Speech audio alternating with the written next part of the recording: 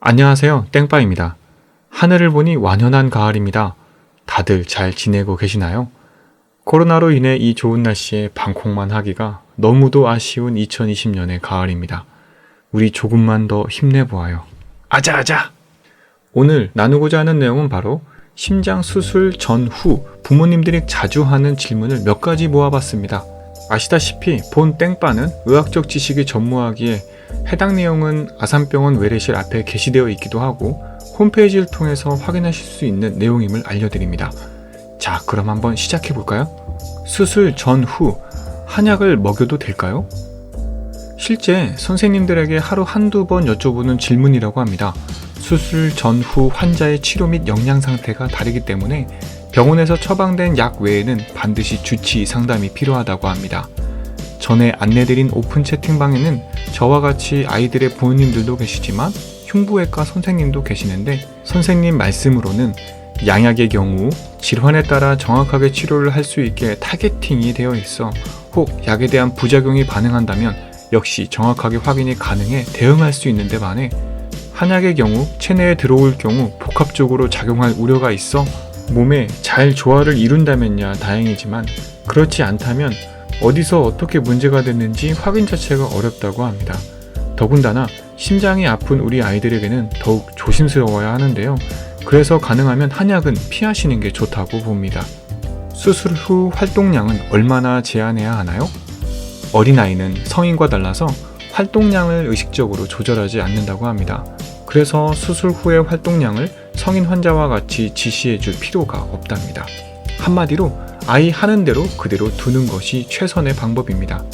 예로 개용술 후 아이가 뒤집으려 할 것 같은데 어쩌지 생각하시겠지만 아이도 통증을 느끼면 굳이 하지 않는다는 것이죠.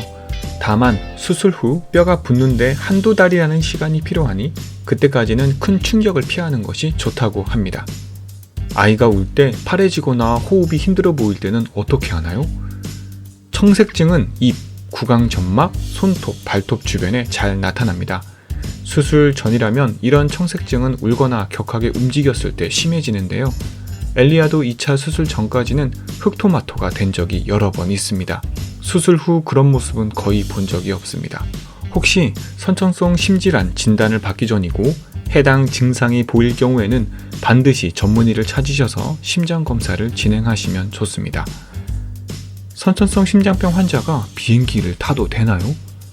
해당 질문은 땡맘이 가장 궁금해하던 것이기도 합니다.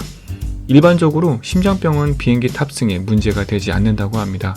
단 일상생활이 어려운 정도의 심부전 증상이 있거나 산소 등 호흡 보조 장비를 이용하는 경우에는 장시간 비행기 탑승이 무리가 될 수 있으므로 의사 선생님과 상의가 필요하다고 합니다. 치과 치료 시 항생제를 복용해야 하나요? 선천성 심장병 환자 중 감염성 신내막염을 주의해야 하는 환자는 예방적 항생제를 복용해야 합니다. 아주 드물게 치과 치료 시 충치균이 혈류로 들어가 감염성 신내막염을 유발할 수 있기 때문입니다. 수술 환자 모두에게 적용되는 것이 아닌 인공 판막 수술을 했거나 고식적 수술로 완전 교정되지 않은 아이나 심장 이식을 받았거나 등등입니다. 그러니 꼭 치료받기 전이나 정기 외래 때 치과 치료에 대해 미리 확인하는 것도 좋을 것 같습니다. 수술 후 가슴뼈가 올라온 것 같아요.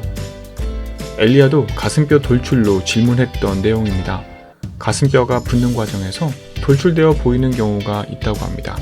돌출 정도는 개인마다 다르고 수개월에 걸쳐 변화가 있을 수 있습니다. 대부분 심장 기능에 영향을 미치지 않기 때문에 정기외래 때 변화를 관찰하시면 됩니다. 다만 돌출이 아닌 함몰이 내부 장기를 누르는 문제가 있을 수 있어 필히 전문의 진료가 필요합니다. 마지막으로 게시물의 수술 전 주의사항에서 담배를 피는 경우라는 문구가 있어 처음에는 야 이거 너무 대충 만든 거 아니야? 라고 생각했습니다. 그런데 선천성 심장병이라고 모두 영유아만 해당되는 게 아니란 걸 알고서 놀랐습니다. 단순 결손으로 관찰을 하다 성인이 되어 수술을 하는 경우 큰 불편함을 못 느끼다가 검진을 통해 자신에게 선천성 심장병이 있음을 알게 된 경우 등 성인 선천성 심장병이 우리나라에도 점차 느는 추세라고 합니다. 참고로 우리 아이들 성인이 된다 하여 성인 심장과에서 진료 외래 보는 게 아닌 여전히 소아심장과에서 진료를 받아야 합니다. 제 지인의 처남이 선천성 심장병이 있다는 걸 최근에 알았습니다.